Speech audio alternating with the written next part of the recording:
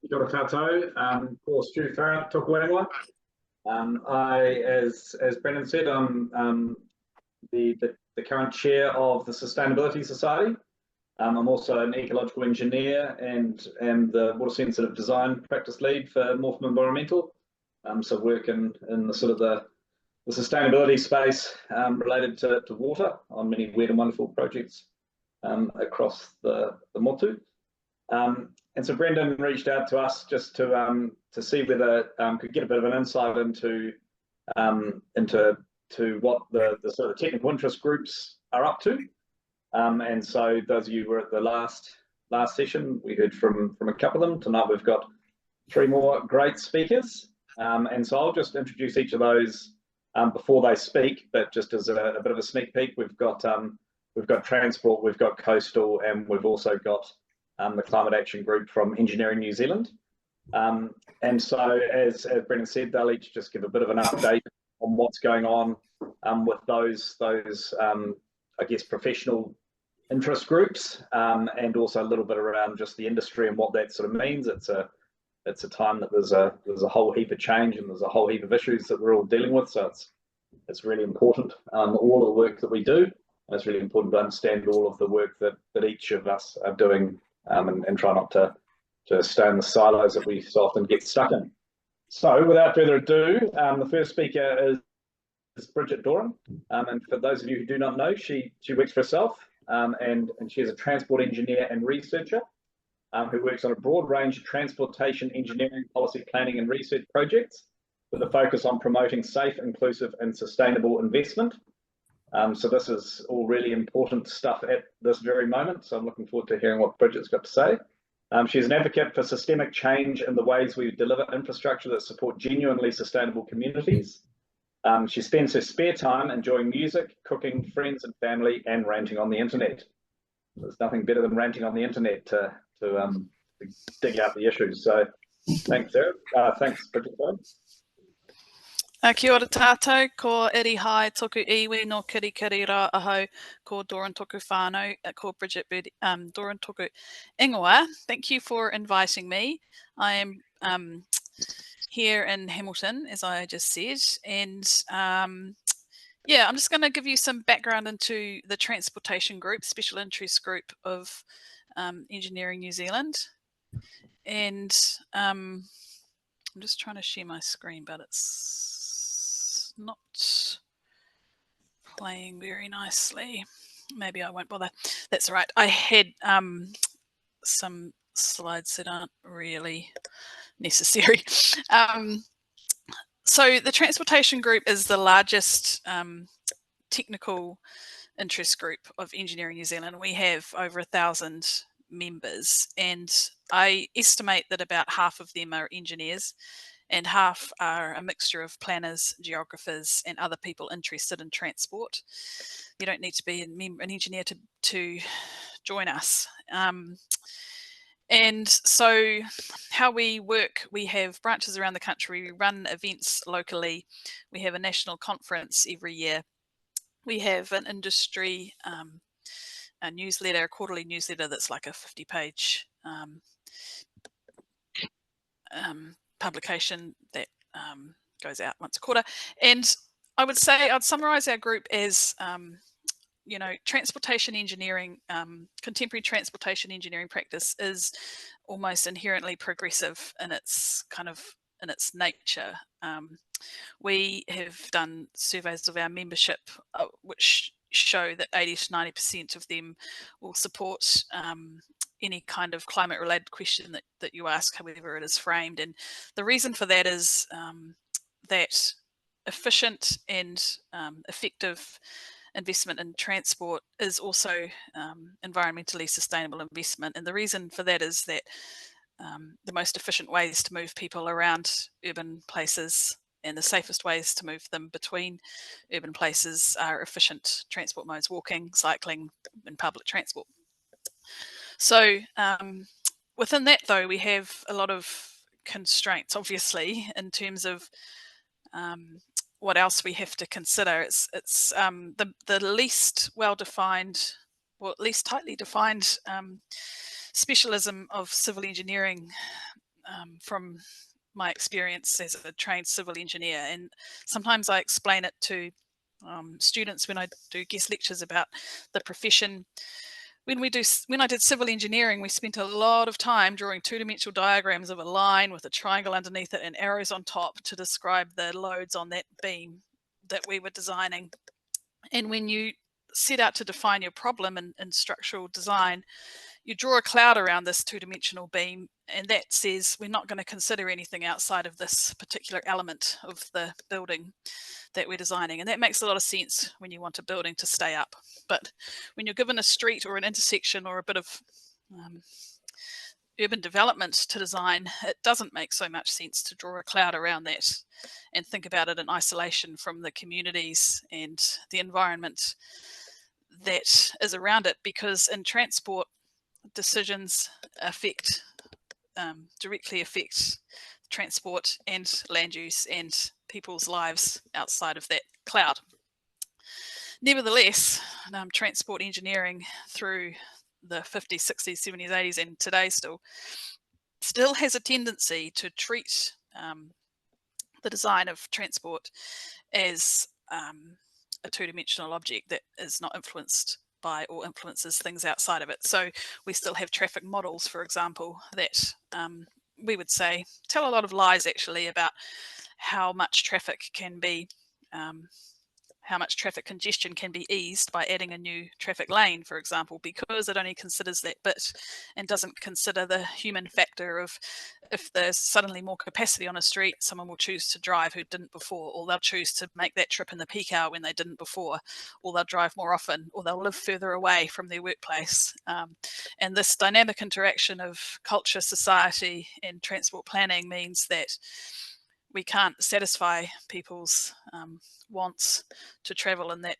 luxurious first class kind of way, which is in a car that they drive themselves, and have all the urban and environmental outcomes that we would like to see, because that travel is the least efficient way we could design and plan our cities.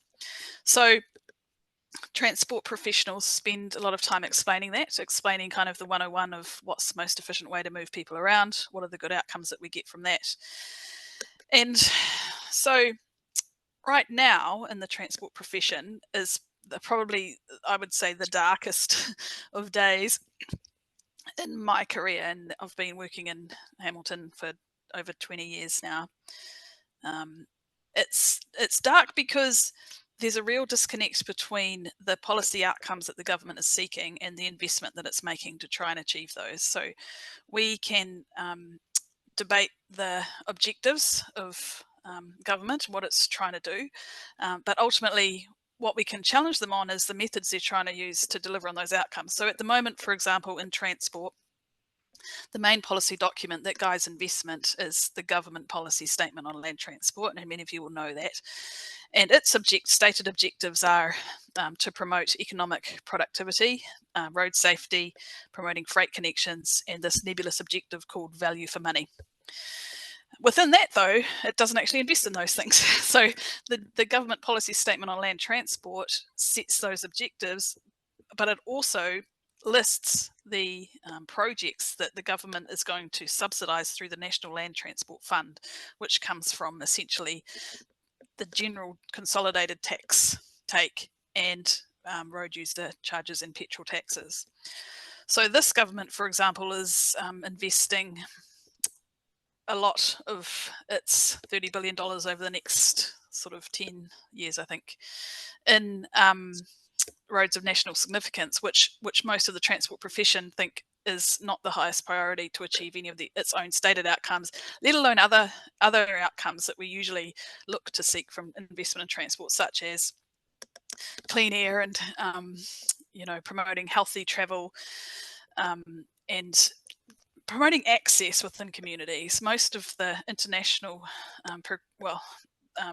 contemporary transport profession is shifting from a focus on mobility, moving people around, to a focus on access, enabling participation in the things that make life worthwhile and make people productive.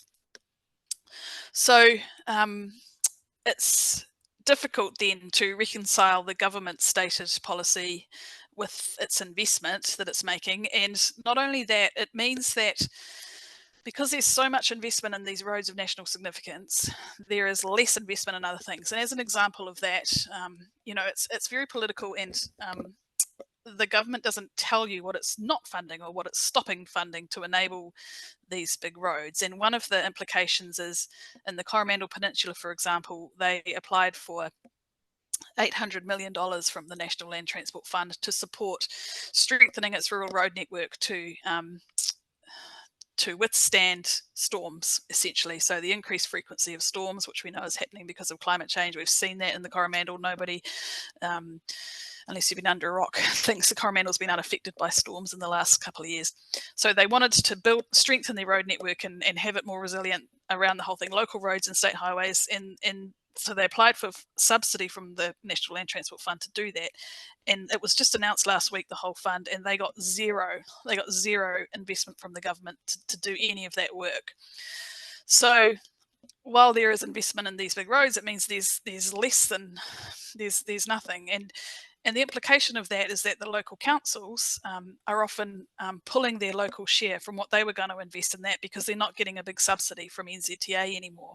So they don't see it as good a deal. So they'll use that money for pipes or libraries or something completely different from transport, because the government has walked away from it. So for all of those reasons, the transport profession is in a dark place, really. None more so than my friends at Waka Kotahi, the New Zealand Transport Agency.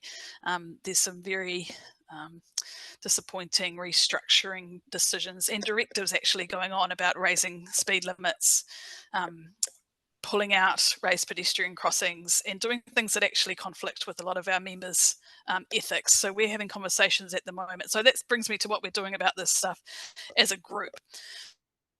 So we kind of see our role as a transportation group at the moment to support good practice, to remind professionals that they are supported to make good decisions, and sometimes bold decisions, to say no to things that they don't believe are right. There's this conflict between, especially for our peers and working in government, they're required to work for the government of the day. They're also required to uphold their professional ethics, and those things are coming into conflict more than ever at the moment. So we see a role to support those people, and we do that, I think, mostly with our in-person events, our online events, an opportunity for people to actually say what's on their mind, to talk with others about how they're feeling, to have those conversations about trade-offs and how far they might be able to push things, while also keeping their jobs, because at the moment nobody wants to put themselves in a position where they might be on the job.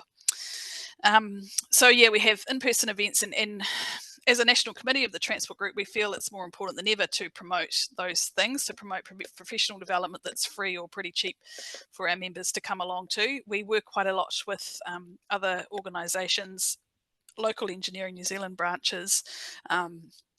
We would like to work more with the NZPI, New Zealand Planning Institute, and the likes of yourselves, Engineering Society, Engineers for Social Sustainability Society, and Engineers for Social Responsibility. And we liaise with Engineering New Zealand's Climate Action Group. We're still in the process of thinking about more tangible kind of ways we could support members in terms of tools, case studies, examples, just supporting good practice in this environment we find ourselves in. So yeah, that's where we're at. I think it's a really challenging time, as I say, but the more that we have in-person conversations, the more buoyed I am and the more optimistic, because everybody is in this job for a good reason. Like my friend who works in health, she says there's no doctor who goes to work in the morning wanting to do harm. And I think it's the same in engineering and certainly in transport. People want to do good. They've spent their careers learning what doing good means, and just because there's a weasel as a Minister of Transport doesn't mean you're going to stop doing that. So we exist to support one another, and to share examples of good practice and carrying on. And yeah, we look to the light, and we tend to agree. We meet together that just because investment is different, it doesn't change best practices, and we just need to support one another to remind ourselves of that. Yeah, I think that's pretty much what I was going to say. Great to start with a positive affirmation like that. reflecting the co-chair of the Sustainability Society, Cam Perkins, who you may Yeah, name. I do. He was, he's a sort of an urban designer, tactical urbanist, who Yep. worked almost exclusively for Waka Kotahi, and regrettably, with the change of government, his work pretty much dried up instantly, and he's one of the many who's had to flee the country, and he's over in Australia now doing great stuff there. So it's amazing how these decisions result in a lot of lost talent. Sure is. But yeah, I'm a keen cyclist. Always have used bikes to get from A to B, and living down here in Poneke, Wellington, I can testify that the cycle lanes are brilliant. The cycle lanes are very well used, and yeah, it's certainly, it ruffles a lot of feathers, but gosh, it's really good when you do get a connected network. So thanks for that. So I'm sure there'll be lots of questions that'll come Bridget's way. So next up, we'll hear from Ben Fountain. Ben's had a number of guises over the years. I've known Ben in a number of roles, from Wellington Water through to Porora City Council, and he's currently working out of Porora City Council as Chief Advisor for Resilient Infrastructure, which is one of those big all-encompassing roles that people like Ben love, because they can shape it the way that they like. But he's also, as part of the Sustainability Society, he was part of the Engineering New Zealand Climate Action Group. And so tonight Ben is going to talk a bit about the Climate Action Group and the work that got done there, and maybe what the next steps are, and probably also touch on some of the stuff from his current role, perhaps. Take it away, Ben. Kia ora, everyone. Ko Ben Fountain tako ingoa, ke poriroa e noho ana. I've worked in consultancy for many years, worked for Wellington Water, which is our water entity around here, and I've just last 3 years been working for local government. It's a bit of a tricky time. You've probably picked this up, but we're in an unusual space in New Zealand. There's a big post-COVID malaise hanging over the country at the moment, and it's adding on top of that. We're in quite a disruption moment with changing government policies and direction.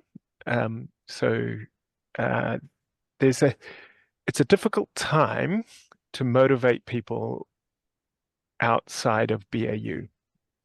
But the challenges that are facing New Zealand at the moment aren't going away. And I think there's 4 big challenges. You probably will correct me because you'll have your own ideas. But I think we have this, and all of these challenges are like, slow slip faults, right?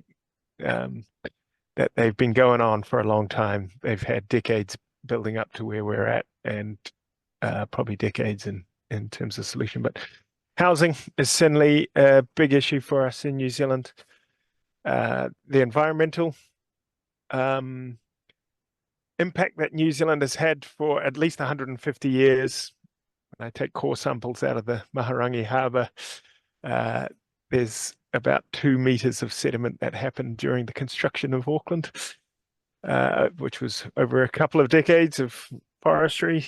But we've had another rapid expansion of dairy over the last 15 years. It's so the environmental, we've got a social cohesion problem at the moment. I don't think it's just post-COVID. I think there's plenty of signs before COVID, but it feels like New Zealand has, even more than ever before, we are very separated from each other. And of course, climate. And so I've been on the Engineering New Zealand Climate Action Steering Group, which has been trying to inject some energy and effort into lifting the climate knowledge and action through Engineering New Zealand. So we've pulled together a CPD module, continued professional development module, and that's been rolling out. We've got Engineering New Zealand are running this climate conversations, trying to encourage people to think and share what they are doing. There's a marketing campaign that the Engineering New Zealand are trying to push around climate. And then, of course, there's a lot of sharing going on of the different things that people are doing.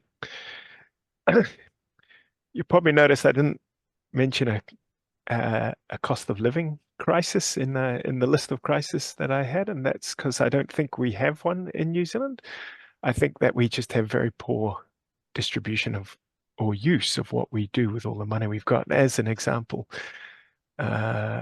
we spend every year about $127 billion on domestic transport. That's a third of our GDP goes into shifting stuff around, which doesn't sound like a very efficient use of the money we have. But it does suggest that we've got a lot of money to solve all of the three waters problems that we have, or all of those. So if we can redirect or put in the alternatives that give us a more efficient transport system, that could tie into a whole range of other things that we want to do.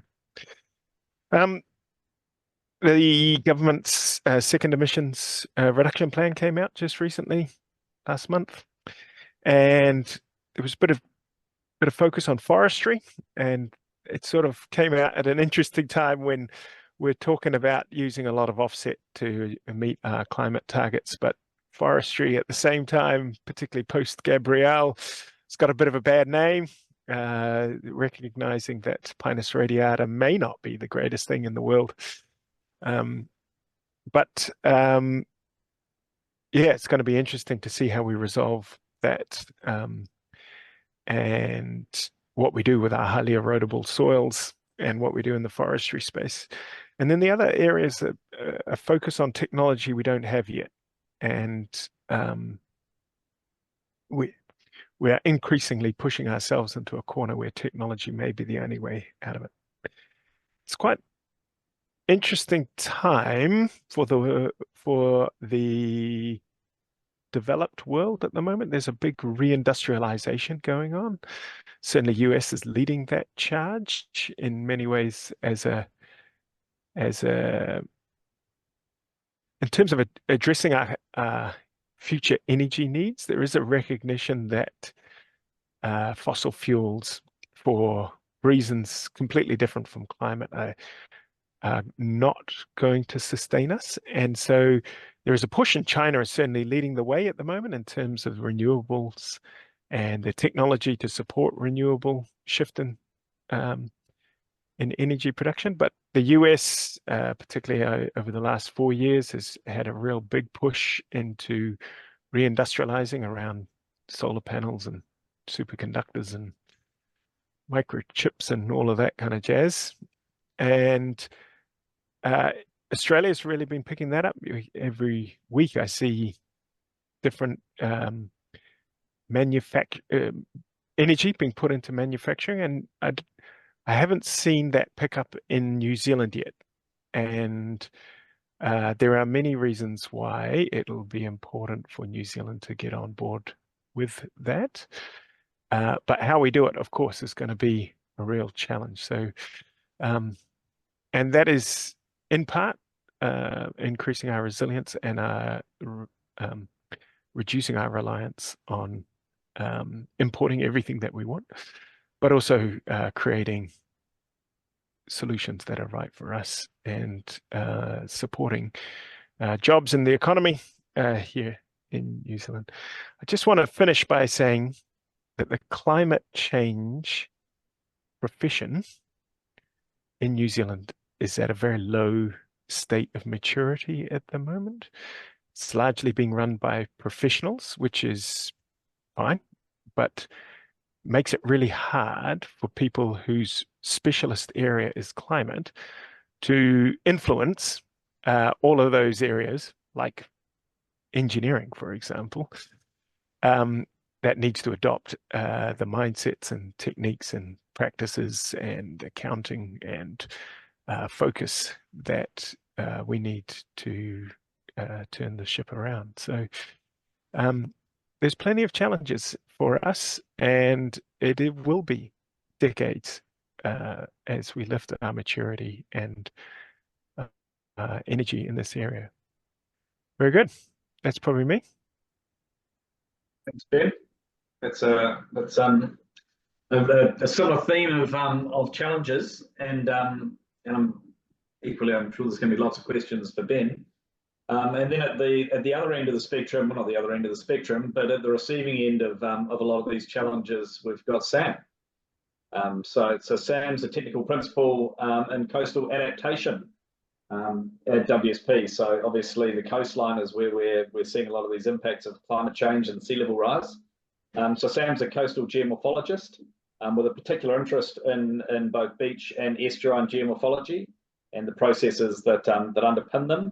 And so I'm sure that this is a particularly interesting time in the history of our planet, and these are accelerating, and we're living closer to them, and so issues are very front and center. But Sam's also co-chair of the Coastal Society, and so thanks, Sam. Would love to hear more about what you guys are up to, and perhaps on the same theme, some of the challenges that your professions, your particular part of the professions, confronting.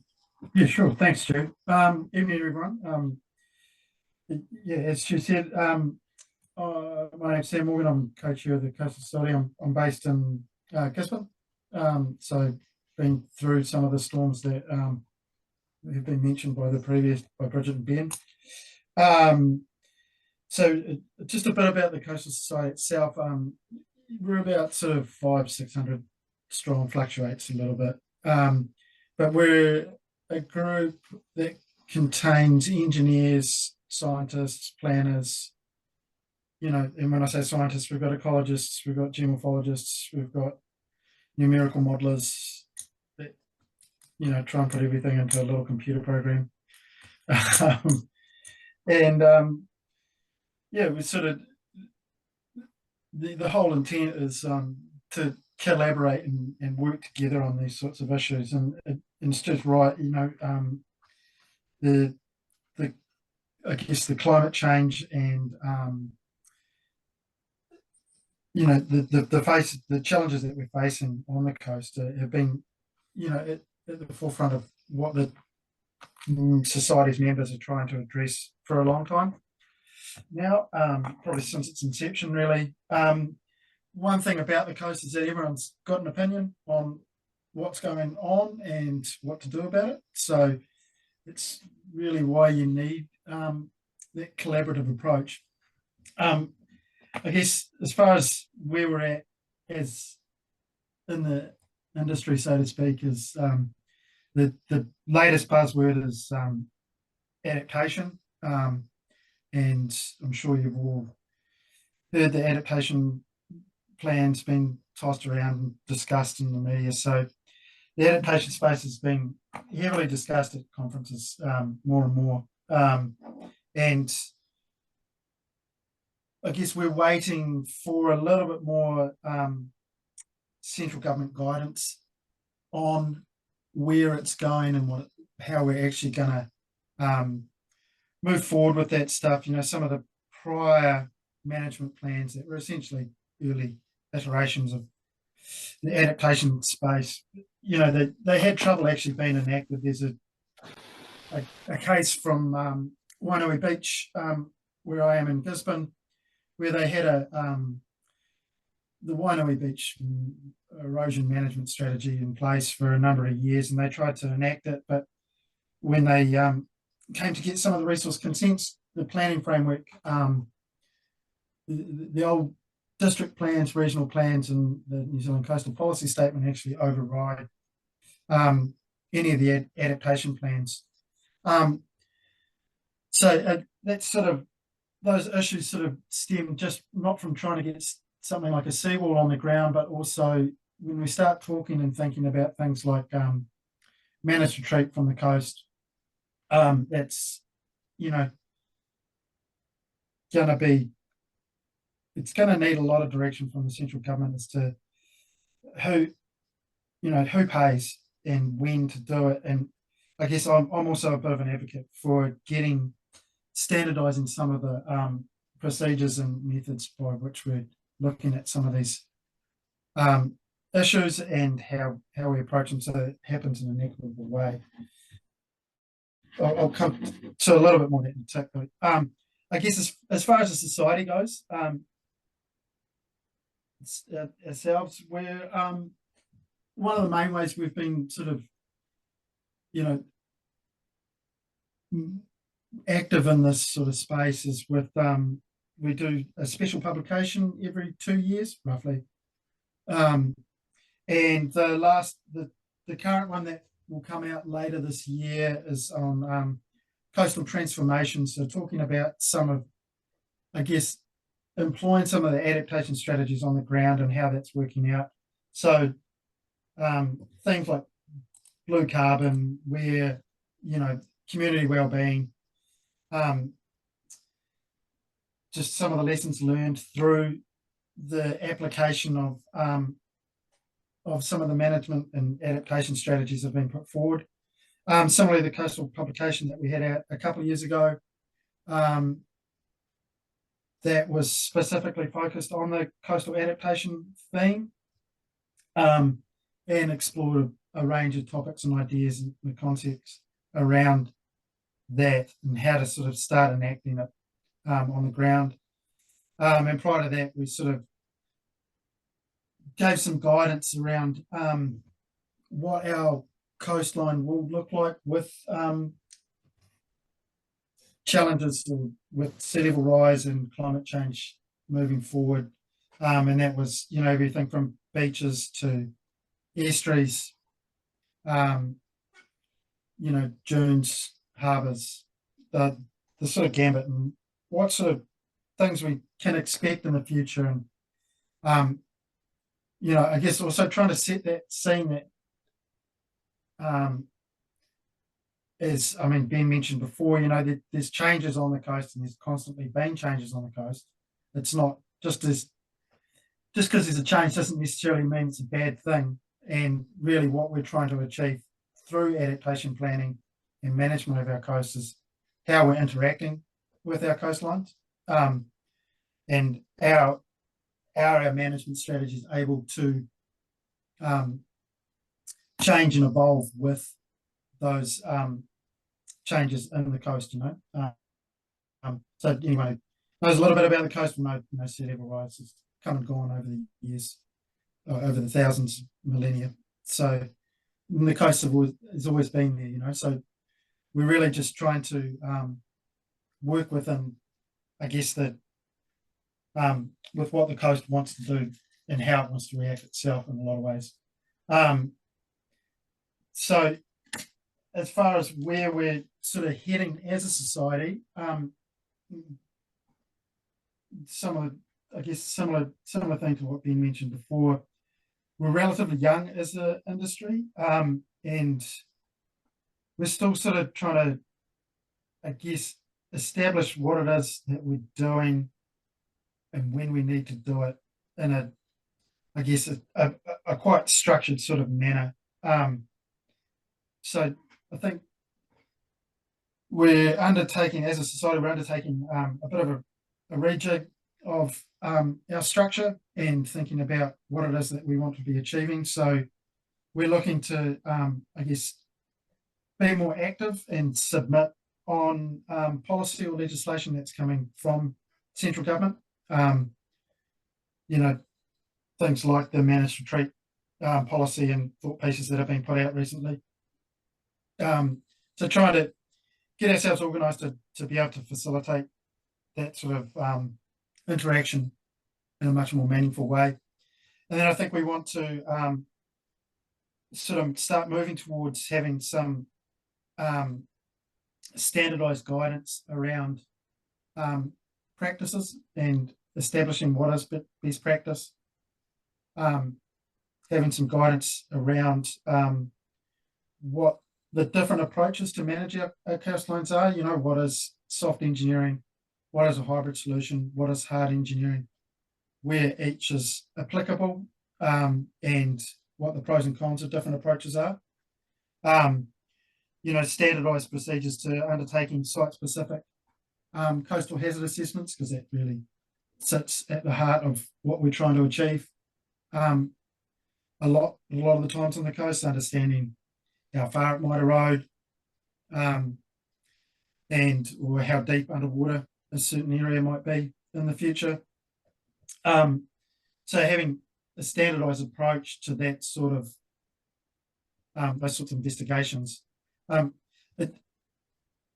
should say at a on a regional sort of level, there is a reasonably standardised approach, but it's when you get into those site-specific sort of investigations that you get quite a bit of variation. And I think also getting some consistency and standardisation in the development of adaptation plans. And there has been guidance coming from Ministry for Environment and the likes of, you probably heard some of the names like Rob Bell and Judy Lawrence, who are some of our members and very active in that space. But I think, it's been really good at setting that high level and I guess big picture sort of blue sky thinking of where we might want to go. But we're sort of struggling to find a way to really get the rubber on the road, so to speak. How do we actually enact this on the ground, and how do we get it happening in a meaningful way, strengthen it up through legislative measures, and really start to make some of the changes that will point us towards some of the places that we're going to need to be in 100, 150 type years, So, yeah, I think that's probably about it from a big picture perspective anyway. Cool, thanks, Sam. And it sort of emphasises, I guess, all of our work. We do need to think in a long-term timescale, because we're all doing things that are there tomorrow and well beyond that. So that long-term perspective is really, really, really important. So thanks Sam, Ben, and Bridget for your wise words and sort of a bit of feedback to everyone on sort of the issues of the day and what you're up to. And so now we'd just like to invite anyone to just perhaps raise your hand with the there is a little wee hand thing somewhere, isn't there, on Zoom? I'm more familiar with Teams, but we'd just like to invite people who've got any questions for any of the three panelists to jump in and yeah, see what we can get out of it. Any questions?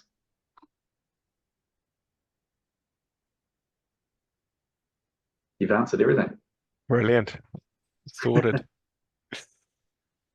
I'll ask a question if no one else has got any. Sam, well, all of you sort of alluded to the fact that we're quite sort of young and new and perhaps learning how to do things. Is there anywhere in the coastal space that, either in New Zealand, an example of where it has actually been done well, ideally, but failing that, somewhere internationally that's got a similar sort of context to us, where coastal adaptation has been done really well, that has considered the whole sort of system perspective? Yeah, I think, here we're looking a lot to what's happening in the UK with their adaptation plans and shoreline management plans. They've had some easy wins, I guess I'd say, in the UK, returning farmland to marsh and those sorts of things. They haven't faced any of the, I guess, big challenges of potentially having to move a town, so to speak. I think the challenge we face in New Zealand, and this is probably a common thing for a lot of us, is we don't have the money to I guess, really understand some of our systems and what's going to happen. We don't have the data. So I sort of talked about the numerical modelers within the group before. The numerical modeling's probably more.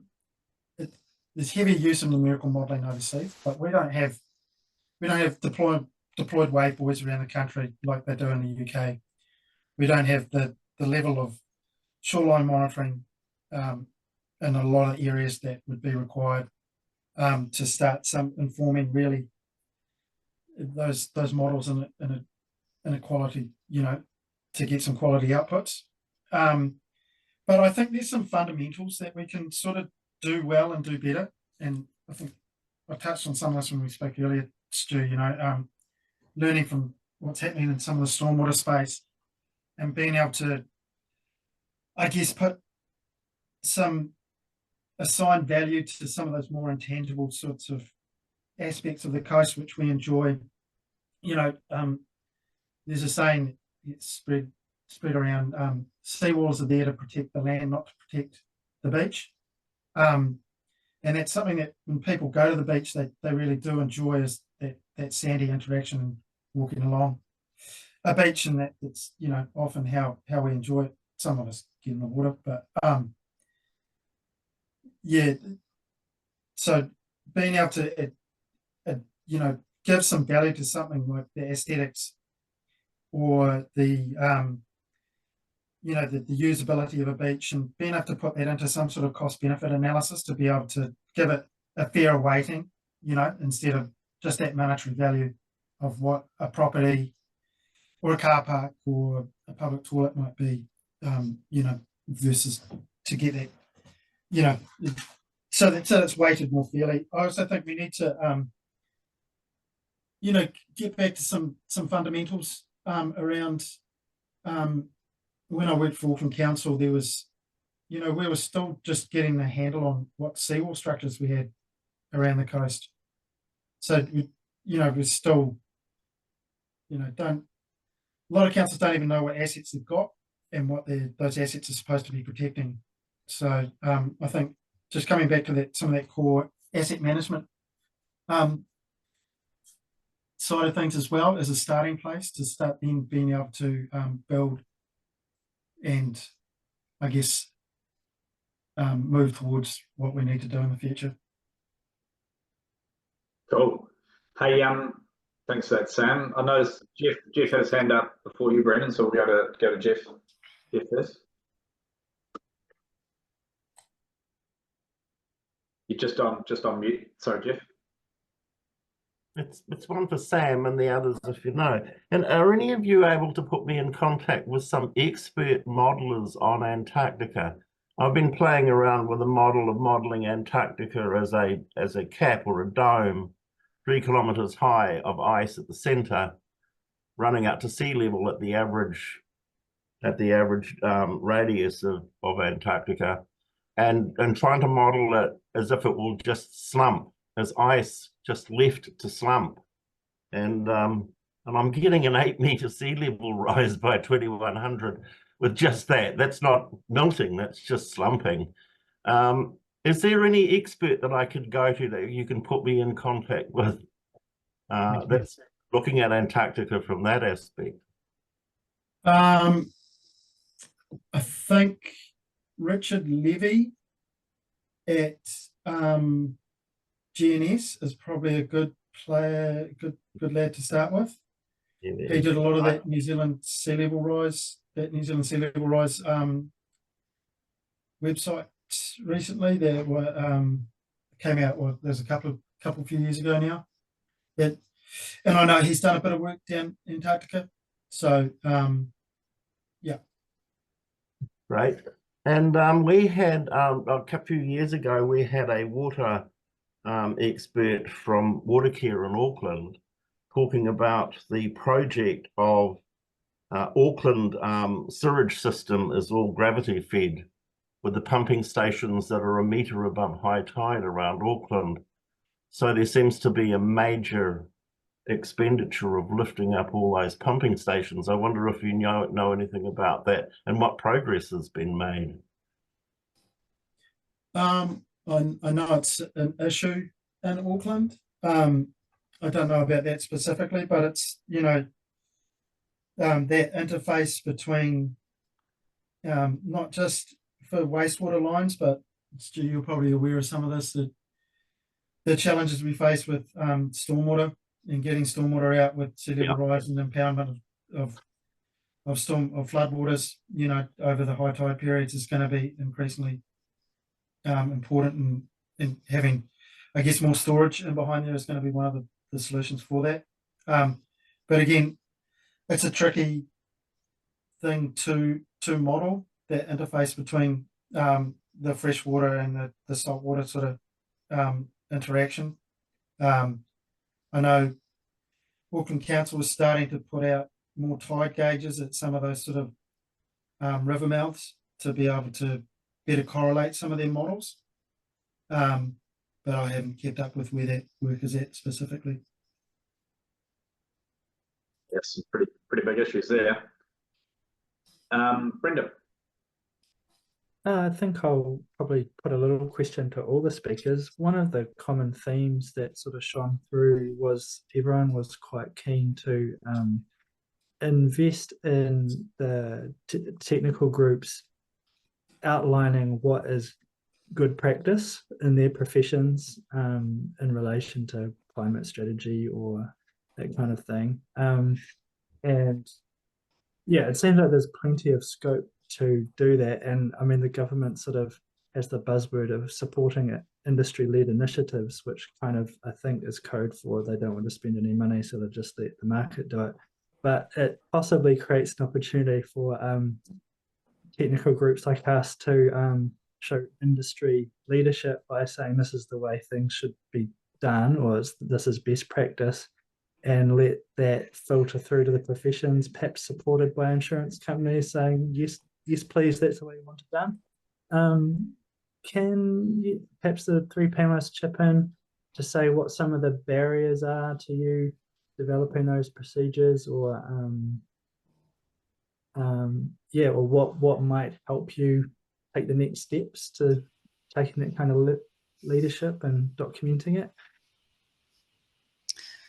I could start on that. I think the latter part of what you said about the insurance companies gives us a good hint, because I think one of the barriers for us is that we're talking amongst ourselves in the transport profession. The people who tend to come to our conferences and engage in our content and events are the same people who already pretty much know what best practice is, and they're quite well supported. Whereas if we want to break through to the wider profession who wouldn't normally engage with us, and the public who affect what we can do through voting, then I think we need a different storytelling mechanism and partnering with insurers or others. So if you take the example of speed limits, so the government wants to increase speed limits. Well, why aren't insurers giving people lower premiums for putting speed limiters in their car, for example, that limit you to the speed limit?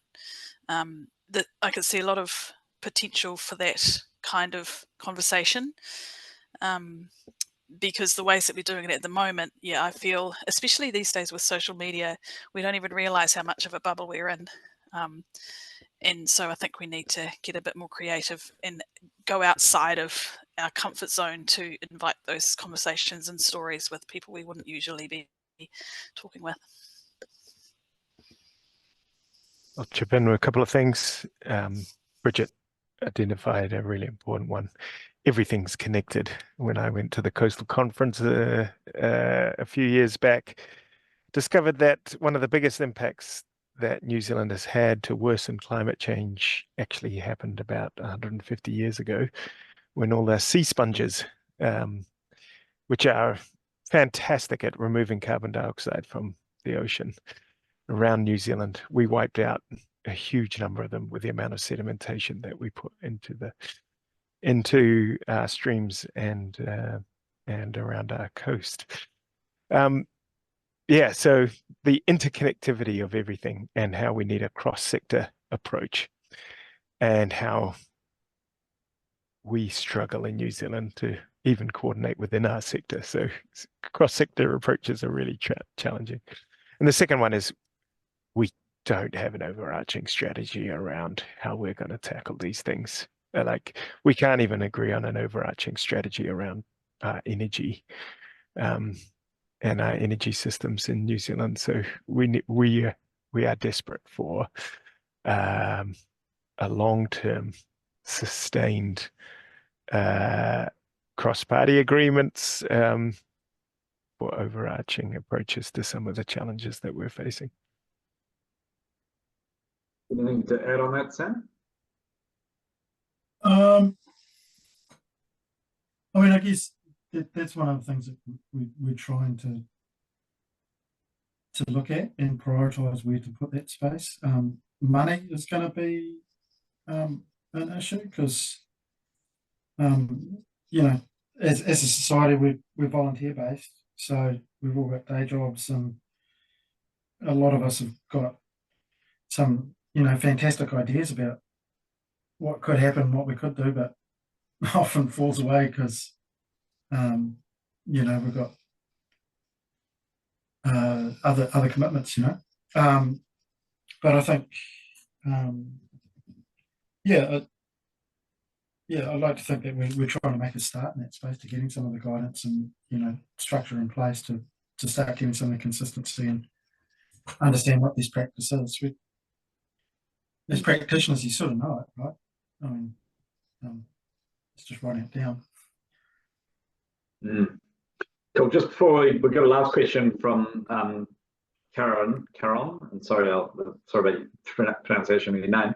But firstly, I'd just like to build on that as well and highlight an issue that we've identified a number of times, both at TSS, but also in the wider sort of stormwater sector and things, is the way communication's changing and the way people are consuming information and you know, some of the old ways of doing things in terms of, you know, written guidelines and things are not resonating with young professionals as much as they perhaps used to. But then also the literacy in the public that you mentioned, Ben and Bridget, that yeah, a lot of the issues that we're sort of dealing with are actually quite technical, but the challenge is how you communicate those to the public in a way that they can digest, and they're also changing the way they consume information. So it's really quite an interesting space, I think, at the moment in terms of that knowledge transfer and education. So yeah, I think we need to all collectively figure that out. But maybe Caron has got the solution or the question. Hi, yeah, it's just Karen. Yeah. I actually I work with Ben at Porora City Council, and I also know Bridget very well as well. I'm a civil engineer / transport planner at Porora City Council. I guess I'm just picking up some of the themes that everyone's been talking about and the lack of resources. But where is, you know, the likes of Engineering New Zealand or the Planning Institute in this? I mean, we're all subgroups or parts of subgroups here, but we all pay our subs to sort of these societies, and yet they seem to be rather silent in a lot of these discussions as a collective. And as a collective, you know, they have the power to, you know, perhaps commission some of these, you know, national modelling or, you know, setting guidelines and things like that. Yet they just seem to be pretty quiet.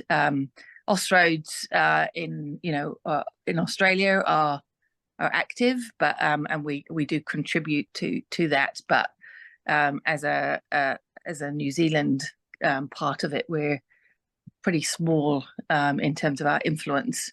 And I suppose, you know, if we really want to get serious, I mean, perhaps, you know, and this webinar is, I guess, part one maybe of it. You know, we are talking together as a collective. Perhaps we should be writing a letter up to our parent institutes and trying to get them to use their power, the collective power, to do some good. That's my contribution. Now that was actually raised at the last meeting as well, and yeah, it's an interesting point, I think. Certainly in the water sector, yeah, there's Water New Zealand, which is a sort of an industry body separate from Engineering New Zealand, and they're pretty active in a whole lot of spaces. But yeah, I couldn't speak for the wider Engineering New Zealand mothership, really. Bridget might have an idea.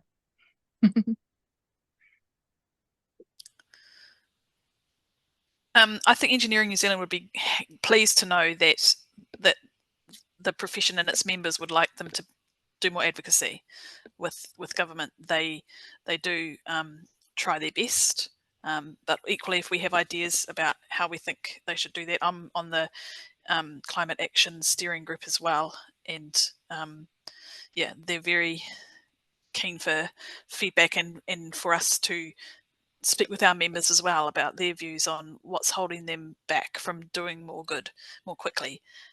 So yeah, more interaction I think is a good idea, and they'd welcome it.